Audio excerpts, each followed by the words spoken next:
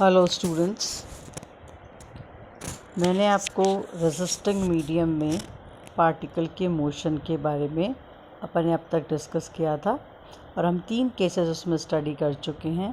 First 2 में velocity के proportional resistance है तो पार्टिकल की अपवर्ड और डाउनवर्ड डायरेक्शन में, और थर्ड हमने किया था कि यदि रेजिस्टेंस वेलोसिटी के स्क्वायर के प्रोपोर्शनल है तो पार्टिकल ऊपर से नीचे गिरता है। उस समय हमने मोशन डिस्कस किया था। आज हम करने जा रहे हैं कि यदि रेजिस्टेंस वेलोसिटी के स्क्वायर के प्रोपोर्शनल है और पार्टिकल को हम नीचे से ऊपर की ओर भेज रहे हैं, प्रोजेक्ट कर रहे हैं, उस समय पार्टिकल का मोशन किस प्रकार होगा। तो हमारा आर्टिकल है m मास के पार्टिकल को u वेलोसिटी से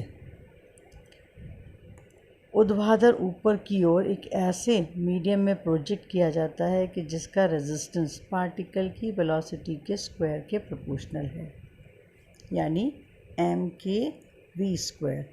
तो हम गति की विवेचना करना टू डिस्कस द मोशन। मान लिया कि पार्टिकल को पॉइंट O से वर्टिकली अपवर्ड u वेलोसिटी से फेंका जाता है और t समय के बाद पार्टिकल की पोजीशन है P, जहाँ OP = x है।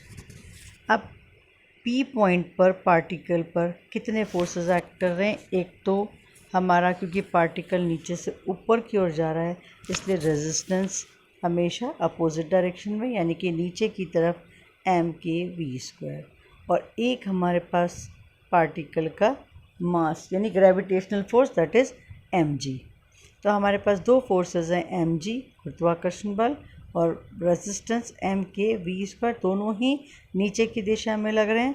तो P पॉइंट पर इक्वेशन ऑफ मोशन हो जाएगी m d2x/dt² = -mg -m के v स्क्वायर, और d2x/dt² -g -k v square. इसको हम लिख सकते हैं g कॉमन लेकर के इक्वेशन नंबर 1 की तरह। यदि पार्टिकल की टर्मिनल वेलोसिटी कैपिटल V हो, मैंने बताया था टर्मिनल वेलोसिटी हमेशा जब पार्टिकल ऊपर से नीचे की ओर गिरता है तो हम उसमें एक्सेलरेशन को 0 रखकर कैलकुलेट करते हैं। तो यदि टर्मिनल वेलोसिटी कैपिटल V है तो d2x/dt² that is 0 = g - k into capital V square, and this will give v square = g/k। अब इसी इक्वेशन को जो g/k अपन ने निकाला है उसको इस टर्मिनल वेलोसिटी की वैल्यू को हमने इक्वेशन नंबर 1 में सब्सटीट्यूट किया।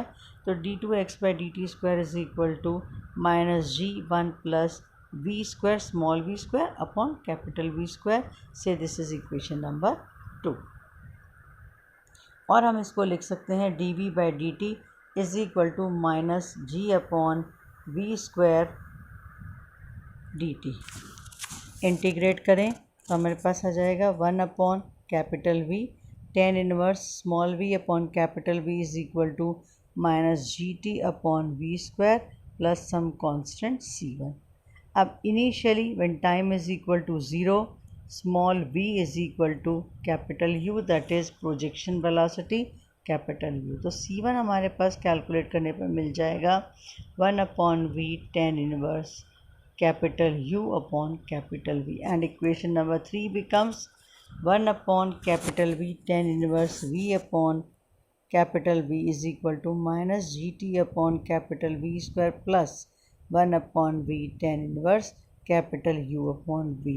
हम निकालना चाहते हैं एनी टाइम वेलोसिटी, तो स्मॉल v =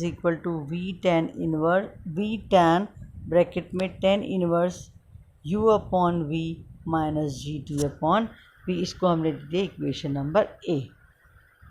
अब इसी v को हम लिख सकते हैं dx/dt। ये रिलेशन जो अभी अपन ने निकाला इक्वेशन नंबर A से, ये किसी भी टाइम पार्टिकल की वेलोसिटी को दिखाता है। v को लिखा जा सकता है dx/dt, that is dx/dt = v × tan inverse U upon V - gt/V।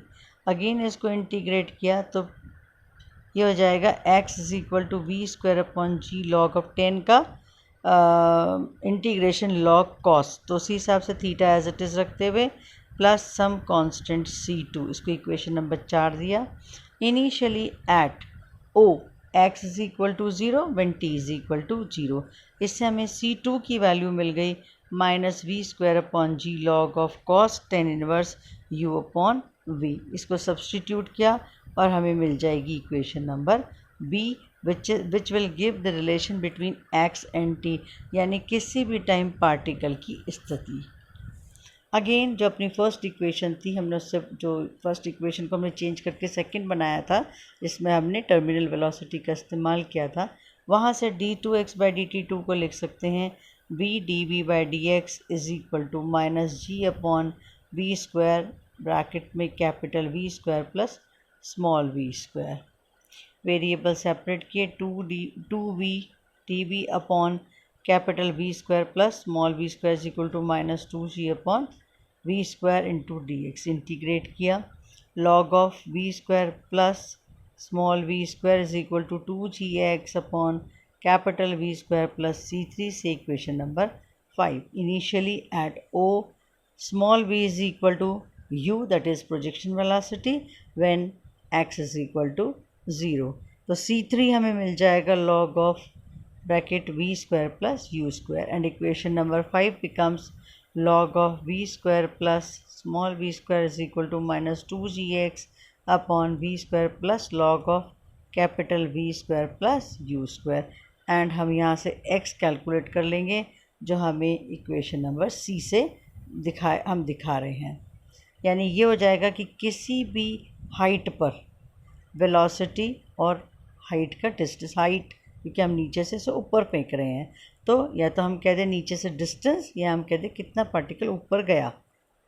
अब हम जानते हैं कि पार्टिकल मैक्सिमम हाइट कितनी लेगा, जहाँ जाकर उसकी वेलोसिटी 0 हो जाए। तो यदि इसने मैक्सिमम हाइट h ली है, तो हमने स्मॉल b को 0 रखा और एक रिलेशन निकाला d, तो हमारे पास क्या आ जाएगा कि पार्टिकल नीचे से u वेलोसिटी से प्रोजेक्ट किया जाए तो मैक्सिमम इतना दूरी तक जा सकता है, जिसे हम इक्वेशन नंबर डी से रिप्रेजेंट कर रहे हैं। नेक्स्ट वीडियो में मैं आपको रेसिस्टिंग मीडियम पर इन चारों आर्टिकल पर बेस्ड क्वेश्चंस करवाऊंगी।